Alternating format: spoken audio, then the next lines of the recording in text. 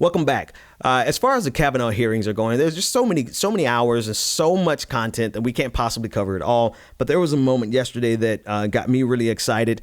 And there's some question about the legitimacy of that moment. But I still want to address it. The Cory Booker, who I'm not a fan of. If you go to my channel, I have a video called Cory Booker is Trash. So obviously I'm not a fan of him, but sometimes people you don't like do good things. And this is what he did. Take a look at the video. Understand what that kind of civil disobedience is, and I understand the consequences. So I am right now, before your process is finished, I'm going to release the email about racial profiling. And I understand that the penalty comes with potential ousting from the Senate. And if Senator Cornyn believes that I violated Senate rules, I openly invite and accept the consequences of my team releasing that email right now. And I'm releasing it to expose that, number one, the emails that are being withheld from the public have nothing to do with national security. Okay, so, in a moment when there seems to be like nothing else that they can do, it makes absolute sense for the Democrats to break the rules. And there really should be no regard for the rule at this point, because Republicans have demonstrated time and time again that they're willing to break the rules. So why should the Democrats hold themselves to any standard when the Republicans have demonstrated they're willing to break every standard in order to get political wins? So, Cory Booker, who I'm not a fan of, I'm a little bit more of a fan of his today. I'm considering taking that video down, but not before you go watch it. Cory Booker is trash. But I digress.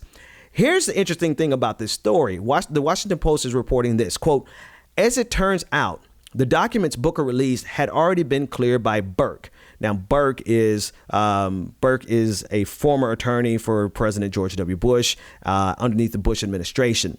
And this is what they also said. They said, quote, this is a quote from Burke. He said, quote, "We cleared the documents last night shortly after Senator Booker's staff asked us to." He said, "We were surprised to learn about Senator Booker's histrionics this morning because we had already told him he could use the documents publicly." Now, possibly it could be the case. It could be that Cory Booker is just simply grandstanding here. But the reason I have pause about Cory Booker just grandstanding is because of the reaction of the Republicans when he just mentioned it. He simply mentioned it on the night previous to this event, and they lost their minds. Right. And then even after he did it, during the time that Burke, William Burke, said that they had already cleared the documents, as he was doing this after he supposedly knew, where all of them are supposedly have known that these documents were cleared to be released, Republicans continued to lose their mind. Take a look at Senator Corbyn's warning to Cory Booker. "Any senator, officer, or employee of the Senate who shall disclose the secret or confidential business or proceedings of the Senate, including the business and proceedings of the committees, subcommittees, and offices of the Senate, shall be liable, if a senator, to suffer expulsion from the body, and if an officer or employee to dismissal from the service of the Senate, and to punishment or contempt." So I would correct the senator's statement. There is no rule. There is clearly a rule that applies. Then apply the rule and bring the charges. And so to me, it gives me pause when everyone is saying, oh, he obviously knew about it and he was just grandstanding. Well, in the moment that they were creating, conservatives in that committee tried to make it seem as though he was going to be put out. So it makes sense to me, even if Cory Booker knew, he bluffed them. He trolled them. If it is the case that Cory Booker knew that this was going to be made public and it was fine for him to do it, and Republicans were still making this big scene to try to scare him, then the cards were in his hand. He just sat back and was like, I already know this is not going to cost me anything, but if you want to make a scene, I'll make a scene with you. It's, people are like, oh, why would he possibly do that? I mean, you obviously have never bluffed in poker. So I don't know. Maybe people don't play poker anymore, but I have a feeling that they know full and well that the Republicans were trying to make him back down. and tried to make him afraid to share what he knew he had the authority to share. And even if he didn't have the authority, I'm going to make the case that the Democrats should just break all the rules. But I'm going to get back to that in a second. Here's another quote from the Washington Post. They said, at issue are documents provided to the committee before the hearings. Kavanaugh must be evaluated by the committee before his nomination can be sent to the full Senate for confirmation. Booker of New Jersey took issue with how and when some of those documents were released, including a set released after having been vetted by William Burke, an attorney for President George W. Bush. Kavanaugh served in Bush's administration. That is the problem. That's one of the number one problems here, is that so many of the documents that they don't have access to have been deemed confidential by a person who's outside of the senatorial process. How is this William Burke, a private attorney, allowed to make decisions that affect the future of this country outside of being an elected official, or even being on a committee or a subcommittee, or being an aide to one of those committees?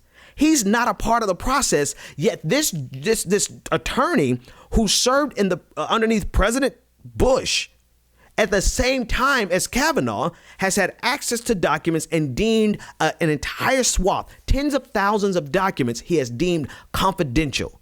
And this is what Cory Booker was pushing back against. And this is also what Cory Booker was trying to expose. Like him or not, and I have a tendency to not like him.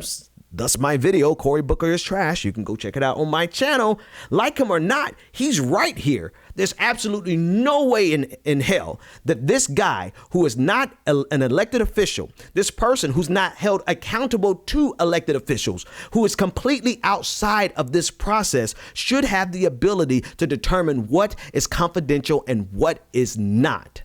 That is the problem.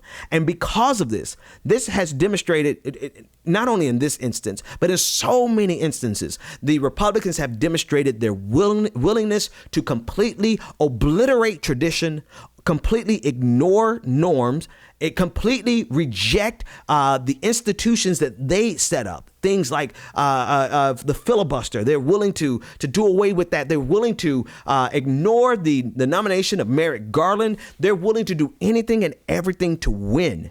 They are willing to break every rule to win. Because of that, I fully believe that the Democrats and anyone else getting elected into power should reject all of the rules, break every single rule. Do not play by the games that they have set up, they being Republicans. I want to play one last clip to make this case. Look at how Senator Cornyn is trying to make it seem as though the Democrats are behaving badly. I was disappointed to see last night that some of our colleagues are unwilling or unable to conduct themselves in this hearing with regular order and in accordance with the rules of the committee and the rules of the Senate. I know last night some of our colleagues even tried to cross-examine the nominee about documents, but refused to let him even read them. And this is what I called weaponized decorum. They're attempting to make the Democrats behave. And if they can always make the Democrats be good boys and girls and not break Senate tradition, then they have the advantage because they have demonstrated they don't care what the Democrats think. They will break Senate tradition. They will break all the rules. They will do everything that they possibly can to win. And that creates what I talk about all the time on my show, an asymmetrical political battle. Anytime you're in an asymmetrical fight, one side has the advantage because the other side is not playing on the same leveled playing field. Republicans don't hold themselves to any standards. Democrats are trying to play by the rules. And honestly, this is the biggest mistake of Barack Obama's presidency. This is where he was the weakest. President Obama tried to hold on to institutions like bipartisanship. He tried to hold on to institutions like decorum. He tried to hold on to concepts and that really Republicans had rejected a long time ago. And he tried to appeal to the better humanity in Republicans, and he learned the hard way, and subsequently the rest of us, America, learned the hard way that Republicans don't care. Republicans will break every rule. Republicans will spit in your face and ask you, why are you so angry when you confront them? That's exactly what Republicans will do. Republicans will they will burn down the entire house and ask you, why are you upset about it when you confront them? That is the asymmetrical political battle that we are engaged in. And if we continue to play on this playing field, this imbalanced playing field, Republicans will keep winning over and over and over again. And we cannot afford that, and we cannot let that continue to happen. We absolutely have to put people in power. We have to elect Democrats who do not care. We can't play this game. I think part of the problem is that we are afraid, the body politic on the left, Democrats are afraid of what happens when Democrats start acting like Republican. I believe that they're afraid that there would be an escalation to something like a destabilization of America in general or a civil war. But the fact of the matter is that we've lost then. If that's what you're afraid of, if you're afraid of confronting them because you're afraid of how it escalates, then they win every single time. We cannot be afraid of fighting them, and therefore we cannot be afraid of breaking every rule that we have to break to do the right thing, because Republicans have demonstrated that they're willing to break every single rule in order to do the wrong thing.